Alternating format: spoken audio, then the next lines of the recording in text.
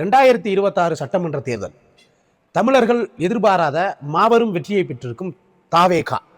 சில தலைவர்களின் தோல்வியை ஏற்றுக்கொள்ள முடியாமல் பரிதவிக்கும் தமிழர்கள். இன்னைக்கு அதை பத்தி நம்ம பார்க்க போறோம்.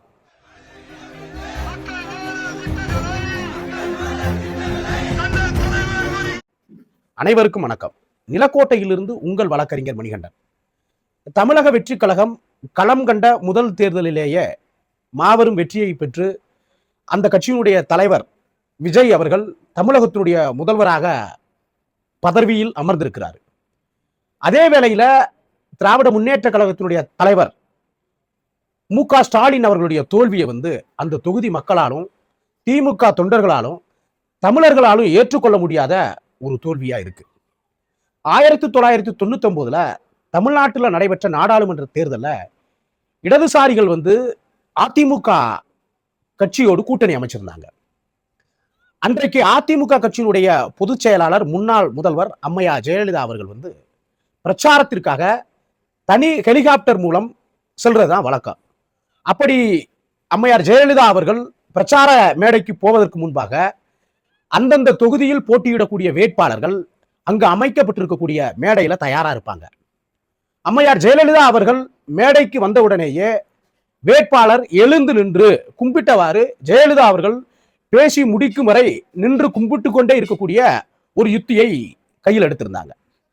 அப்படி இடதுசாரிகள் சார்பாக கோயமுத்தூர் தொகுதியில் போட்டியிட்ட ஐயா நல்லக்கண்ணு அவர்கள் பிரச்சாரத்திற்கு தயாராகி கொண்டிருந்த வேளையில அவருக்கு ஜெயலலிதா அம்மையார் கொடுத்த ஒரு கடிதம் வருது. அந்த கடிதத்துல தேர்தல் பிரச்சாரத்தின் போது எல்லா வேட்பாளரும் எழுந்து நிற்கக்கூடிய முறையில் நீங்க எழுந்து நிற்க வேணாம், ஒரே ஒரு முறை எழுந்து கும்பிட்டு விட்டு அமர்ந்தால் போதும் அப்படின்ற ஒரு கடிதத்தை கொடுத்து அனுப்புறாங்க.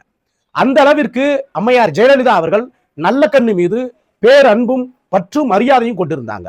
ஒட்டுமொத்த தமிழகமும் ஐயா நல்லக்கண்ணு மீது மரியாதை வச்சிருந்தாங்க.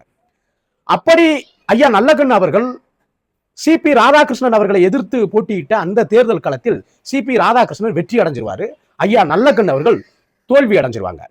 அந்த வெற்றியின் போது இன்றைய துணை ஜனாதிபதியாக இருக்கக்கூடிய ஐயா சி.பி. ராதாகிருஷ்ணன் அவர்கள் ஐயா நல்லக்கண்ணு அவர்களுடைய தோல்வி என்பது வருத்தத்துக்குரியது, இந்த வெற்றி எனக்கு வலியை தருகிறது அப்படின்னு சொல்லுவார். அப்படித்தான் இன்னைக்கு முன்னாள் முதல்வர் திராவிட முன்னேற்ற கழகத்தினுடைய தலைவர் ஸ்டாலின் அவர்களுடைய தோல்வி என்பது உண்மையிலேயே தமிழக மக்களை பெரும் வருத்தத்தில் ஆழ்த்தி இருக்கு. பெரிய அளவுல வெற்றியை கொண்டாடி கொண்டிருக்கக்கூடிய தாவேகாவினர் கூட ஸ்டாலின் அவர்களுடைய தோல்வியை ஏற்றுக்கொள்ள முடியாம வருத்தத்தில் இருக்காங்க. சில நேரங்களில் தோல்விகள் கூட வெற்றியாளர்களுடைய மனதை பாதிக்கும் என்பது தலைவர் ஸ்டாலின் அவர்களுடைய தோல்வியிலிருந்து நம்மளால உணர முடியுது.